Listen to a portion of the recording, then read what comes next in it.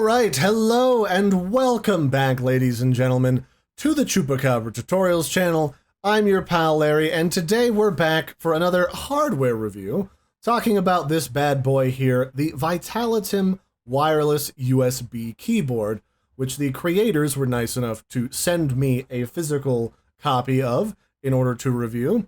And I've been using it for a few days, and so far I can say this is a really nice keyboard, and it's only $30. And I also like the fact that they've got like this cute little alpaca logo for their company, which is really cartoony and fun, and the exact thing that, you know, if I'm going to have a logo on my keyboard, I might as well have one that I like.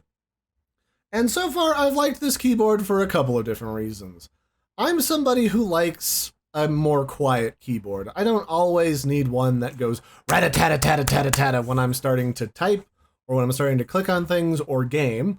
Because, well, I do a lot of recording, so that's just kind of my preference. And they have these nice little convenient clicks that are all very comfortable, and they really feel like you're clicking on a nice keyboard. Really, it reminds me a lot of the keyboards that you used to get paired with the Macs. I think they still do. Those cute little wireless keyboards, except it's a little bit bigger vertically, and certainly wider horizontally, so I actually have a number pad.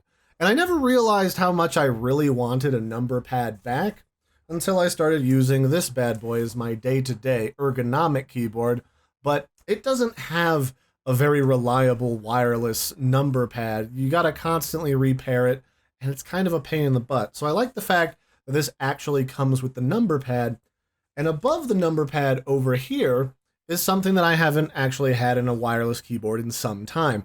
It's actually got indicator lights up here above all of your keys to tell you that if you got caps lock enabled, if everything's running, or it'll start to blink if you're running out of battery.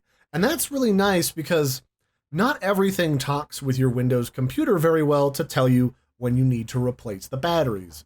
And the batteries are just pretty standard. I mean, everything runs off of either AA or AAAs these days.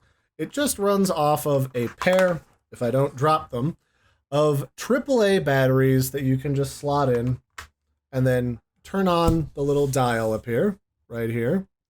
And then that will allow you to just go back to the races and start clicking, clacking, and typing on your brand spanking new keyboard. Otherwise, I mean, it's a good solid keyboard. It's robust construction. I don't feel like I'm going to rip this apart when I'm wiggling it or when I'm jamming on it or anything. And it's comfortable when you have it set down on your desk and you're actually using it. So I would say all of it works. I've not found a single problem with it so far. If you're looking for an affordable keyboard for around $30, this would be one that I would totally recommend. It's just easy, portable. You just pop out this little USB stick to plug it into your computer and get it running so that you can actually start typing. And if you're actually somebody who does that on the go, there's a little slot back here. Let me go ahead and pop that back in here. There's a little slot back here that it clips into, so you don't actually have to worry about it falling out or getting lost. Whenever you're not using it, just pop it back in here, put the cover back on, and presto, it's ready to be stored away. It won't drain the battery because you can just turn it off. Presto changeo, bingo bango. So that'll be it for this one, ladies and gentlemen. I was just going to show you guys this cool new keyboard. I think I'm definitely going to be using this as my more portable keyboard in the future, so that if I'm out and about, I've got something that I like, and I can actually use number pads again. And that'll be it. If you're interested in this keyboard, you can check out the link below. It just goes straight to Amazon. There's no fanciness to it. And I'll catch you next time. Bye, everybody, and have a good one.